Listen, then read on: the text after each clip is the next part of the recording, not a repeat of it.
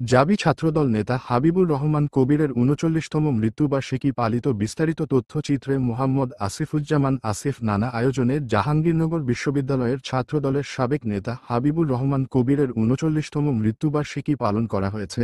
মঙ্গলবার বিকেলে আশুলিয়ার নয়াপাড়া এলাকায় দোয়া ও মিলাদ মাহফিলের আয়োজন করে বাংলাদেশ জাতীয়তাবাদী ছাত্রদল জাহাঙ্গীরনগর বিশ্ববিদ্যালয় শাখা।